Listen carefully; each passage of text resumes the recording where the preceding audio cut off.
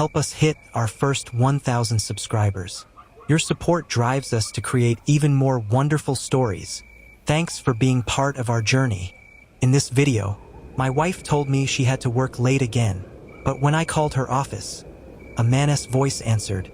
That call destroyed my marriage and changed my entire life. Chapter 1. The late nights begin. It started small, the kind of thing you don't question when you trust someone.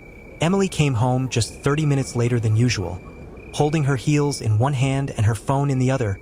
She said she stayed late to help her team prepare for an important presentation. Ryan believed her. Why wouldn't he?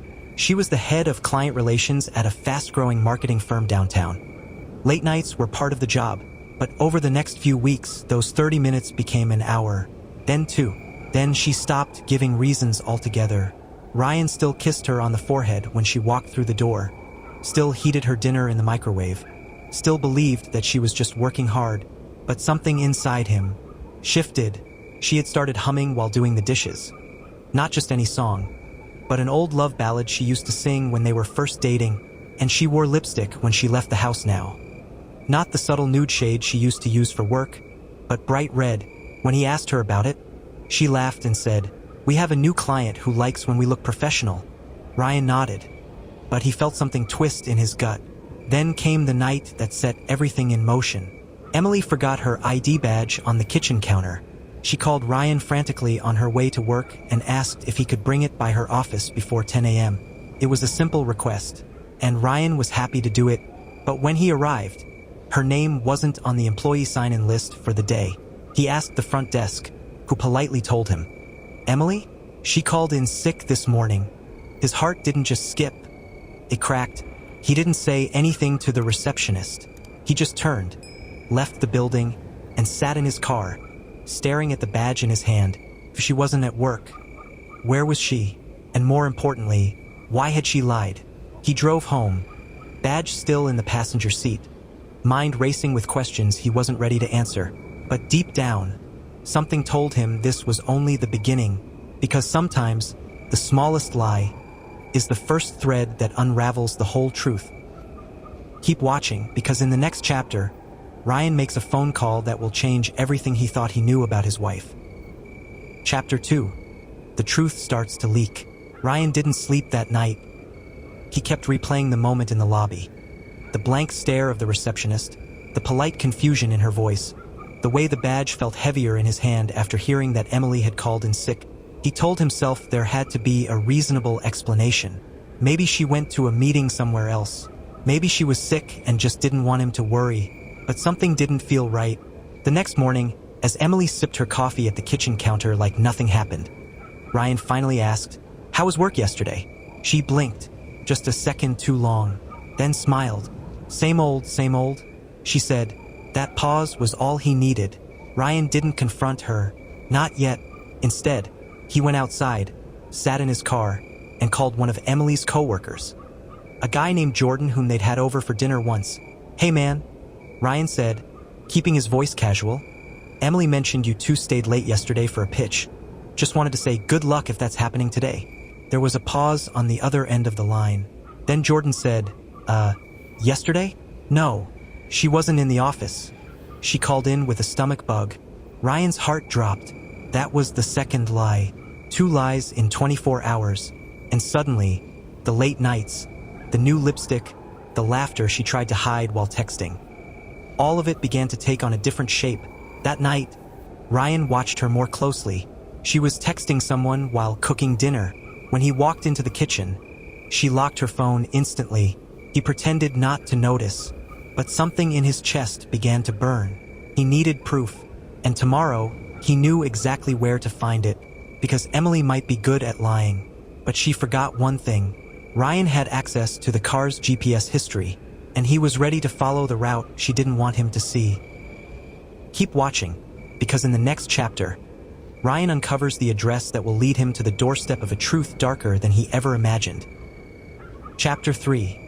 A destination she never meant for him to see. The next morning, while Emily was in the shower, Ryan quietly slipped into the car and pulled up the GPS history.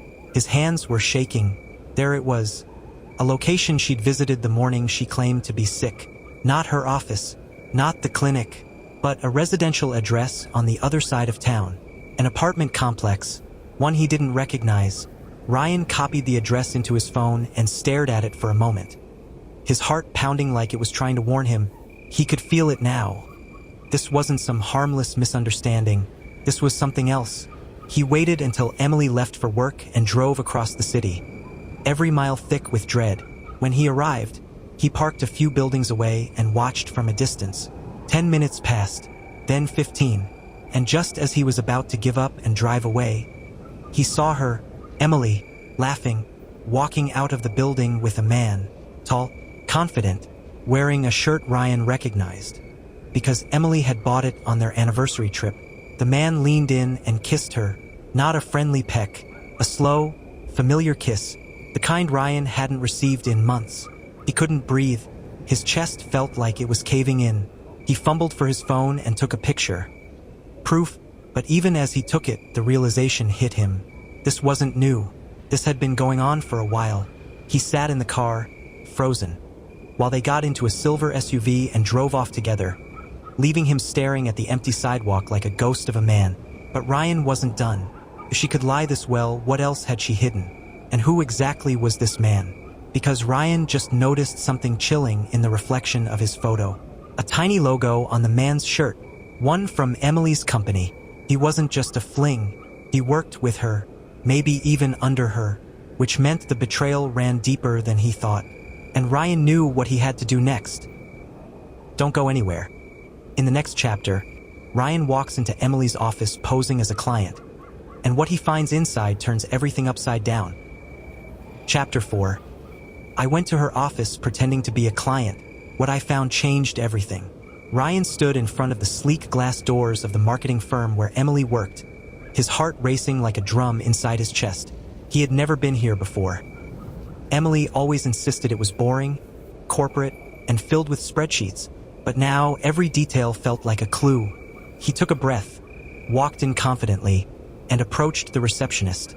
I'm here for a consultation with Emily Torres, he said, pretending to be a potential client looking for branding help. The receptionist smiled, glanced at her screen, and said, she's with a client right now, but you're next. Please have a seat. Ryan sat down, pretending to scroll on his phone, but his eyes scanned every person that walked past. He needed to see the man from the photo. Then something unexpected happened. As Emily walked into the waiting area, she froze when she saw Ryan. Her face dropped for just a second. Not long enough for anyone else to notice, but long enough for him to see. She quickly forced a smile. Ryan, what are you doing here? She asked too sweetly. I figured I'd finally check out this mysterious office of yours, he said calmly, hiding the storm behind his eyes. She looked rattled, but she led him to her private office. It was cozy, too cozy. There was a small couch in the corner that didn't feel like it belonged in a workspace. A wine glass on her desk, a second one drying by the sink. Ryan sat across from her, trying to play it cool, as she talked through a fake pitch, trying too hard, as if overcompensating. Then the door opened, and the man from the photo walked in. His name tag read Jared. Ryan turned to Emily slowly. Is this your assistant? He asked, staring directly into her soul. Emily's mouth opened, then closed again, like she was searching for a lie that would work fast enough. Jared, oblivious, extended a hand. Hey, I'm Jared. I handle client onboarding. Ryan didn't shake it. Instead, he pulled out his phone and showed the photo. Jared's smile faded instantly. Emily stood up, trembling now. This isn't what it looks like, she stammered. But Ryan didn't speak. He just looked around her office one last time, noticed a photo of them face down, and then noticed a key on her desk. A key to a silver SUV, the same car Jared had driven. He picked it up, stared at her. You're not even trying to hide it anymore, he said, voice low, and then he walked out. But just before he reached the elevator, the receptionist rushed after him. Mr. Torres, wait, I think you dropped this. She handed him a crumpled, sticky note. It wasn't his, it was Emily's, and it had something written on it that made his blood run cold. Meeting Jay at 6 a.m., park garage, bring clothes. Ryan realized this wasn't their first time, and it definitely wouldn't have been the last. What happens when Ryan follows that final address and stumbles into a scene that flips the story on its head? You won't believe what's waiting in the next chapter. Chapter 5. I followed her at 6 a.m. and caught something I wasn't meant to see. Ryan barely slept. The sticky note burned in his pocket like a lit fuse. Meeting Jay at 6 a.m. Park garage, bring clothes. He didn't know what exactly he was about to find, but something told him this would be the moment that changed everything. At 5:45 a.m., Ryan sat in his car, engine off, parked across the street from the underground garage listed on the note. The city was still quiet, the kind of eerie stillness that makes every sound sharper, every second longer. At exactly 5:59, a silver SUV rolled into the garage. He recognized it immediately. It was Jared's. Ryan slid out of his car, careful not to be seen, and followed at a distance. The garage was dimly lit, shadows stretching long between the concrete pillars. He moved quietly, hiding behind a column as Jared parked. A moment later, Emily's car pulled up next to his. Ryan's heart sank. She hadn't even tried to hide it anymore. Emily stepped out of the car, her hair pulled into a messy bun, wearing gym clothes or something that could easily pass as a disguise. Jared got out, smirking, and handed her a small duffel bag. She laughed softly and leaned in, kissing him on the cheek. Ryan felt like the floor beneath him dropped away. But what happened next was even worse. They didn't just leave together. They opened the trunk of Jared's car and pulled out a child's car seat and a pink backpack. Ryan froze. They weren't alone in this. Then he heard a small voice from inside the car. "Mommy?" Ryan's stomach turned. A little girl, no older than 4, stepped out, rubbing her eyes. Emily bent down and whispered something Ryan couldn't hear, but the girl nodded, clutching her mother's hand. Jared reached into the bag and handed Emily a file. From where Ryan stood, he couldn't read the cover, but he took a photo with his phone, zoomed in. It was custody paperwork. Emily was preparing to disappear, with Jared, and with the daughter Ryan believed was his. He stumbled back, knocking over a loose soda can. The noise echoed like thunder in the silent garage. Emily whipped her head around, their eyes locked. She looked like she'd seen a ghost. Jared reached into his jacket like he was about to. Ryan didn't wait to find out. He bolted, heart pounding, mind screaming. But what Jared and Emily didn't know was that Ryan had already sent the photo to his lawyer. What's hidden in that custody file? And why does it prove that this betrayal goes way deeper than anyone thought? Keep watching, because what Ryan uncovers next will flip this story upside down. Chapter 6. The DNA test changed everything. Ryan didn't return home right away. Instead, he sat in his car, shaking, staring at the blurry photo of the custody file he'd just taken. Something inside him snapped. Not out of rage, but clarity. If Emily was planning to take his daughter and run, he needed to know the truth now. Was Madison even his? Or had this entire life been built on a lie? The next morning, while Emily was still at work, Ryan quietly gathered Madison's hairbrush and one of her used cups. Then he sent them off to a private DNA lab. He didn't tell anyone, not even his best friend, Michael, who kept texting him asking if everything was okay. 3 days later, the results arrived in his inbox. Ryan stared at the subject line for what felt like hours. Then he opened it. Probability of paternity, 0-00%. He reread the sentence 5 times. It didn't change. Madison wasn't his biological daughter. The girl he'd raised, sung to sleep, bandaged knees for, wasn't his. But then, why did Emily let him believe she was? Why build this lie for so long? And who was the father? The answer came sooner than he expected. That evening, while Emily was showering, her phone buzzed. She never left it unattended, but tonight she had, and on the screen, a message preview glowed. Madison's doctor sent the updated birth certificate. "I'll print it for court. Jay." Ryan's blood ran cold. He opened the message. Attached was a PDF. He tapped it. Father's name, Jared Coleman. The man she told him was just her manager, the man from the garage, the man Ryan shook hands with at last year's company barbecue. Ryan sat on the edge of the bed, his vision going black at the edges. He'd been raising Jared's daughter, paying for her school, her clothes, her everything, and now they were planning to legally erase him, like he was just a placeholder? Ryan heard the water shut off in the bathroom. He stood up, put the phone down exactly where it was, and walked out.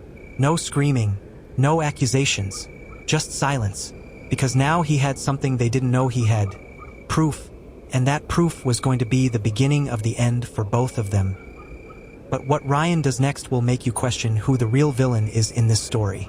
Keep watching, the next part changes everything. Chapter 7, The Plan. Ryan didn't cry, he didn't scream, didn't throw anything, didn't confront Emily that night. He just stared at the ceiling until morning, thinking, by sunrise he had a plan. Not for revenge, but for justice. He couldn't unlove Madison, but he could stop being used. He spent the day visiting lawyers. One after another told him the same thing. Without his name on the birth certificate, his rights were limited.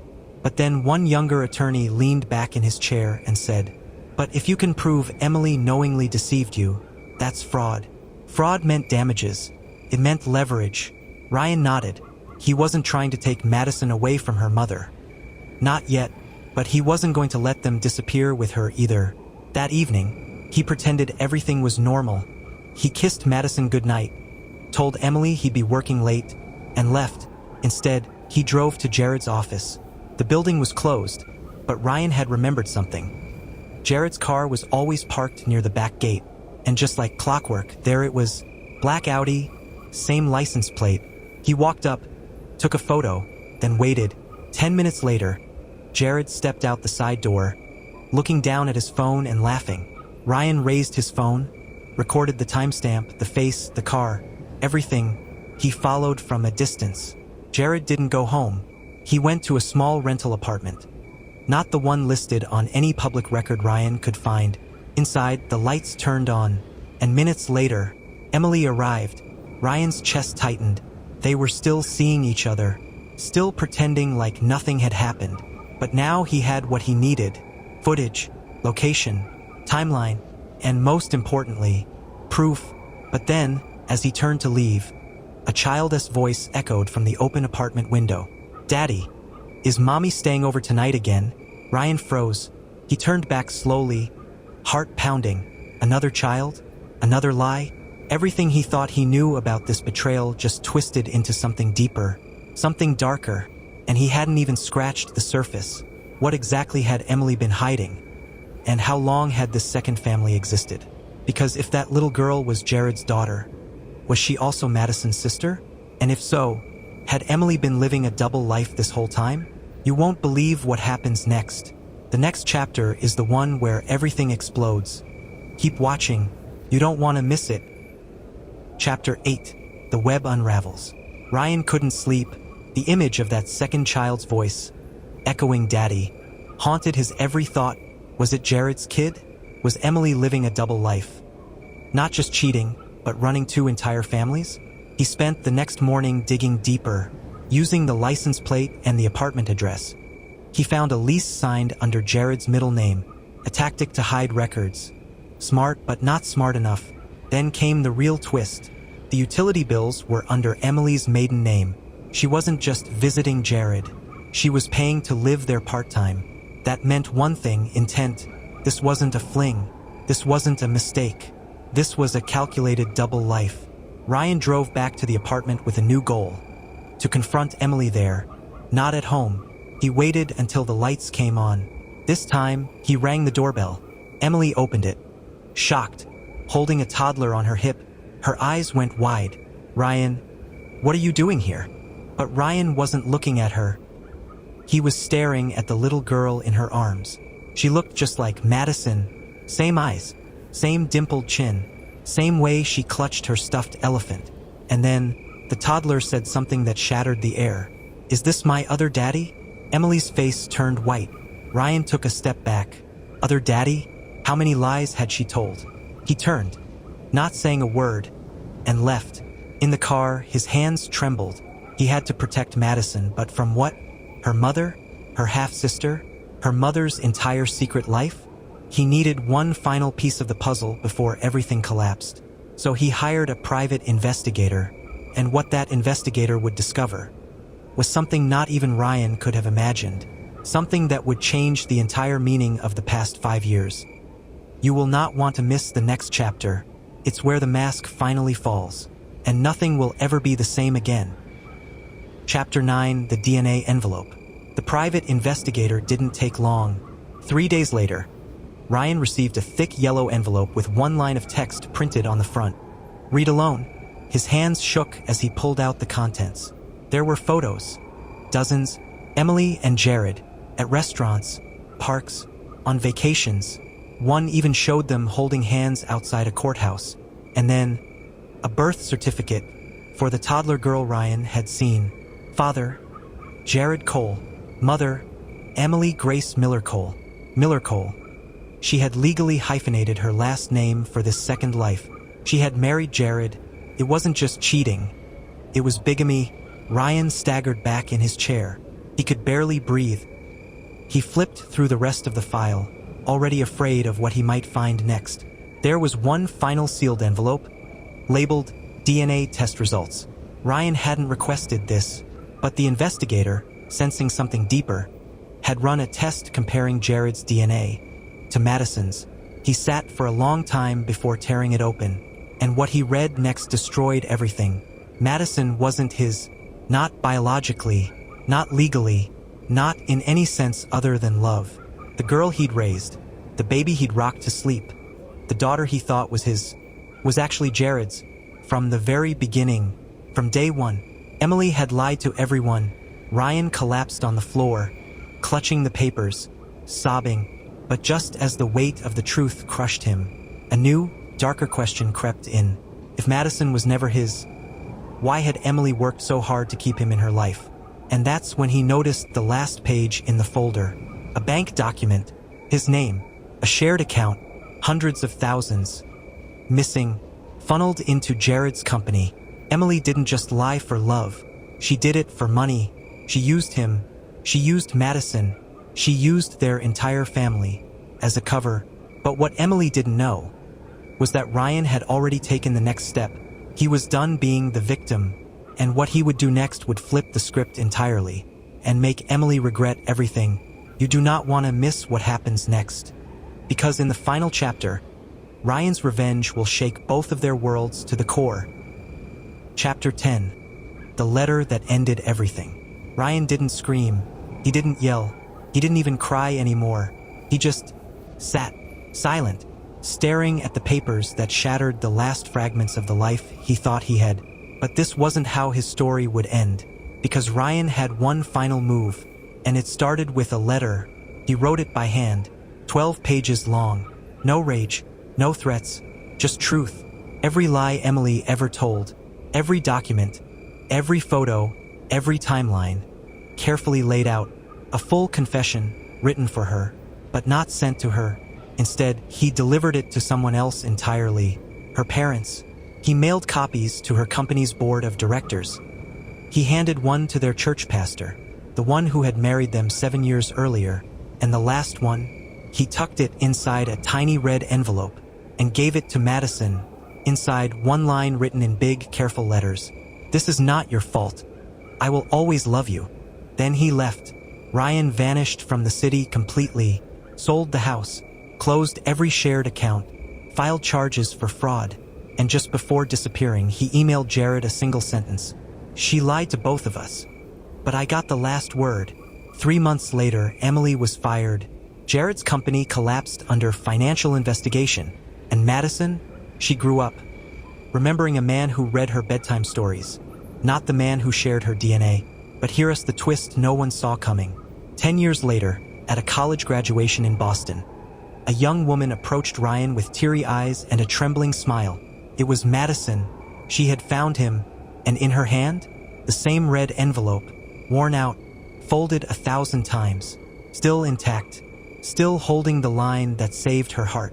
She whispered, "I never forgot what you wrote." And Ryan, he realized that even though Emily broke him, she accidentally gave him the one thing he never expected to keep forever: unconditional love. Now let me ask you this. If you were Ryan, would you have done the same, or would you have burned it all down? Tell me in the comments below.